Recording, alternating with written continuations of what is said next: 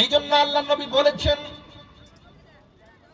যখন দুনিয়াতে তোমাদের সন্তান ভূমিষ্ঠ হবে, তোমরা তোমাদের সন্তানকে লালন পালন করতে করতে যখন পরিণত বয়স পর্যন্ত পৌঁছাবে, যখন তোমাদের সন্তান কথা বলতে শিখবে, তখন তোমরা তোমাদের সন্তানকে বাবা ডাক নয়, মা ডাক নয়, সন্তানকে তোমরা প্রথমে শিখাবে আল্লাহ ডাকতে শিখাবে। সুবহানাল্লাহ। তোমাদের সন্তানকে তুমি আল্লাহ ডাকতে শিখাবে। কারণ আল্লাহ নবী বলেছেন, একটা মানুষের জীবনের প্রথম কালেমা যদি হয় লা ইলাহা ইল্লাল্লাহ, এবং তার জীবনের সর্বশেষ কালেমা যদি হয় লা ইলাহা ইল্লাল্লাহ, আল্লাহ নবী বলেছেন লোকটি ইন্তেকাল করতে দেরি হবে, আল্লাহ তাআলার ফেরেশতারা ওই লোকটিকে জান্নাতে প্রবেশ করাইতে দেরি করবেন না। সন্তানকে যখন সন্তান কথা বলতে শিখবে, তাকে ঈমান শিখাইতে হবে। আর ঈমান শেখানোর প্রথম ধাপ হলো আল্লাহর নাম শিখাইতে হবে।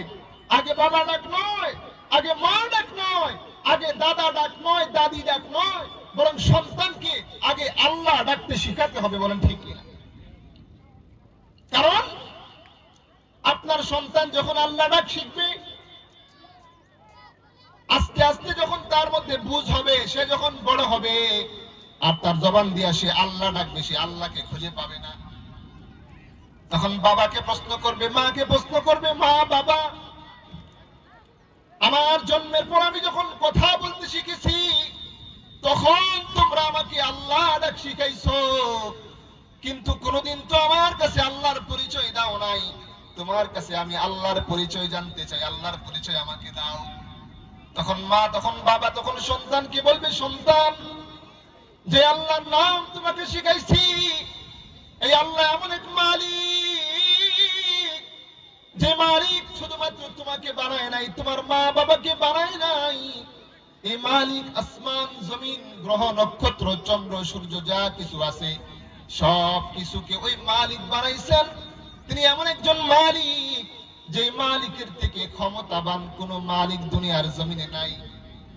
দুনিয়ার জমিনে বহু রাজা আছে, বহু বাদশা আছে, বহু ক্ষমতাধর আছে, কিন্তু সেই মালিকের নাম জন্মের পরে যখন তুমি কথা বলতে শিখেছো, তোমাকে আমি প্রথম শিখাইছি। তিনি এমন একজন মালিক, যে মালিক দুনিয়ার কোন মালিকের মতো নয়, যে মালিকের পাওয়ার দুনিয়ার কোন মালিকের পাওয়ারের মতো নয়।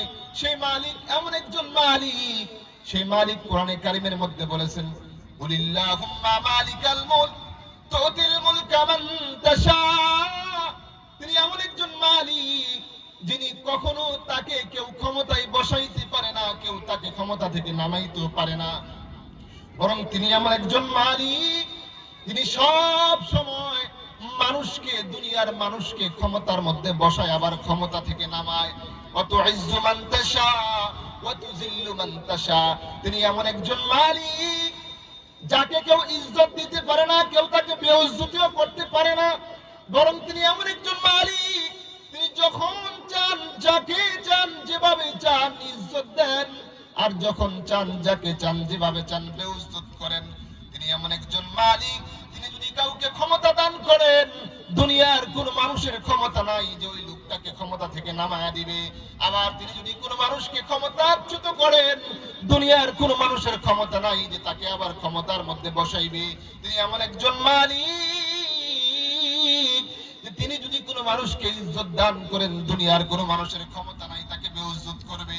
তিনি যদি কাউকে বেইজ্জত করেন, দুনিয়ার কোনো মানুষের ক্ষমতা নাই যে ওই লোকটাকে ইজ্জত দান করবে। বলেন না সুবহানাল্লাহ।